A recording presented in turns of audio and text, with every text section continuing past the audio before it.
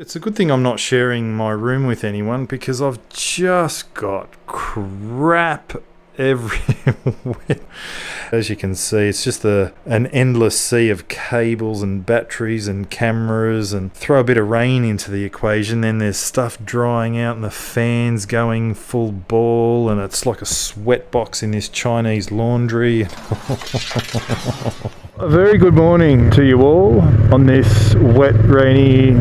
Oh, it's started to slow down actually. It might be a little bit of drizzle, but before I leave the town of Minipa, I want to check out another rock formation, and it's called Tcharkuldu, if I pronounced that correctly, which I clearly probably haven't.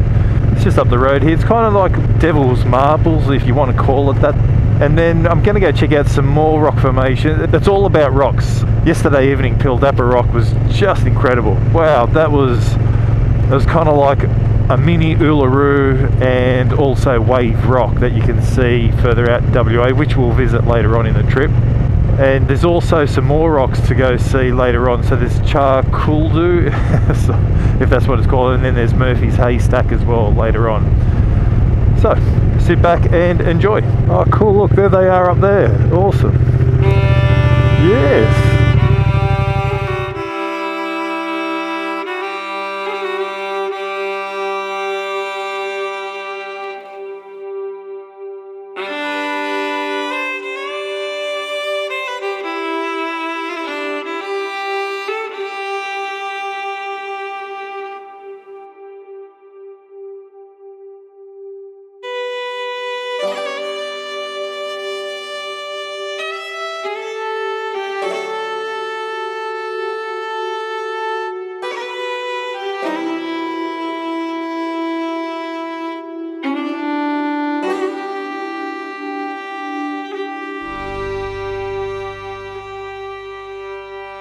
Yeah, not going nowhere, it's alright.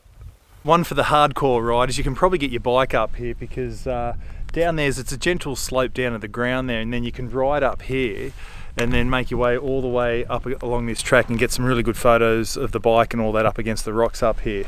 Whether or not you're supposed to do it, I don't know, but you can definitely do it on the bike if you've got an adventure style bike at least anyway.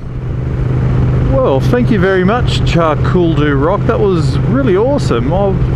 Every time you stop and see something different, I say the same thing. I'm like a broken record. It's awesome. This was awesome. That was it, because it is. And I hope you enjoyed it too. The awesomeness continues. Hey fellas, is it this way to the caves? Oh, alright, well far out mate. Don't have to be so rude about it. Just trying to check out your hood. For a destination that's popular with tourists, the road's not very well maintained. It's actually pretty shitful. Anyway, that said, you can smell the ocean because what we have is the Woolshed Cave. Okay, while it looks impressive from the outside, the best angle's from the inside.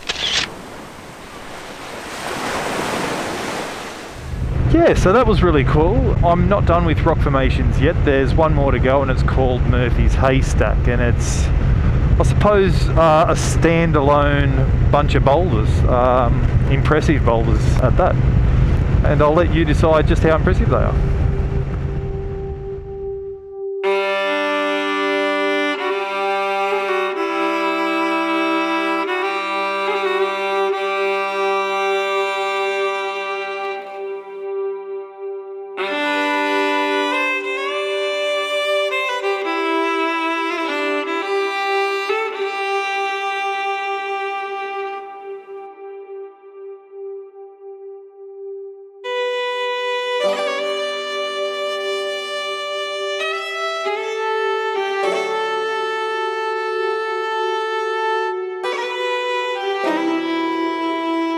So Murphy's Haystacks have been named after a Scottish agricultural expert, according to the sign. It made me laugh because, have you seen the long way around how Ewan McGregor goes around everywhere saying, oh, it was the Scots that created this, it was the Scots that created that, it's all created in the name of Scotland? He was right. Okay, so this road isn't as bad as it looks, especially with the mud and the rain, but this is the access road down to Perlubie Beach. Now, today is definitely not a beach day, but when in Rome, this bit's like concrete. There's not an issue here.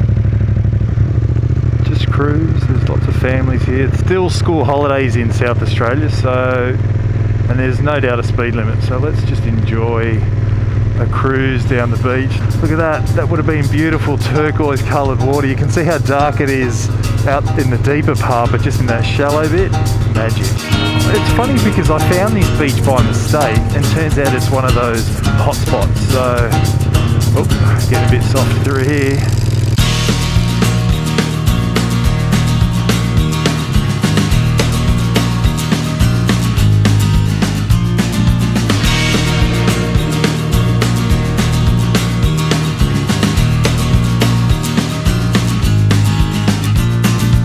Man, it's just one of those crappy days to be out here. It's just torrential.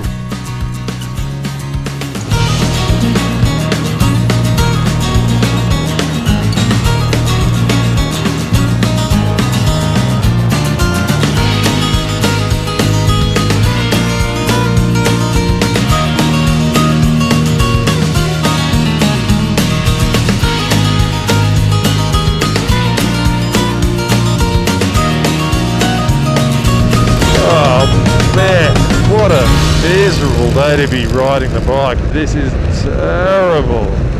And now just past that little town of Ceduna, which means we're officially on the Nullarbor, which is rock and roll, man. That's a big milestone. The good thing is tomorrow's weather's pretty good. I was relieved to make it to the very small town of Penong for the night. First, a quick stop at the town's main attraction, the Windmill Museum. It's a free display showcasing the new, the old, and a few bizarre ones as well. The main attraction is the biggest windmill in Australia, and yes, it even has a name, Bruce. So it turns out today was the worst day of rain for the whole trip, which is great news. Now, I normally wouldn't go on about the rain, but it was so bad today that it caused the audio in 2 cameras to fail. And for one camera, it progressively failed one feature at a time until it completely stopped working by the end of the trip. And because of this, I'll be including a few more voiceovers, more so than normal, over the next few days. And welcome to my humble abode, aka the Chinese laundry. I thought I'd do one of these nightly videos, which I've never really done before, especially because it was just rain and I've had to hang up everything and it's still wet and I'm trying to dry it all out. And anyway, I wouldn't change it for the world because I just passed halfway actually, which is really exciting stuff, which is 2,800 kilometers. And the funny thing is I've got, what, 11,000 to go. The routine is once I park up at the pub, come up to my room, put all the batteries on charge because there's 4 batteries for the action cameras, there's 4 batteries for the drone, there's the controller, there's the zoom camera, there's the digital camera, phone, AirPod. There's just endless amount of stuff to charge up. So as soon as I walk in, I put everything on charge, I'll have a shower, go downstairs for dinner, come back up and then start the backup routines. Once I've backed them up to the hard drive, I make a second backup as well, just in case, because if I lose anything, I'll be spewing, because that's it. I can't just backtrack and recapture all that video. Especially because I've done that in the past. The Switzerland video I've ever made, if you ever want to see that, I formatted the card and deleted the files before I backed them all up stupidly. But then you live and learn. So tomorrow is really exciting, lots to see tomorrow. Off the top of my head, there's Lake Mackenzie, the pink lake. There's the dog fence, the head of the bight where the whales are. There's the Nullarbor Roadhouse, Cunalda Homestead, the Bunda Cliffs. Then there's the South Australia, Western Australia hard border. Well, it's probably the hardest of any of the domestic borders. And then I'm into WA, so lots going on. I'll bid you a good night and we'll pick this up again in the morning.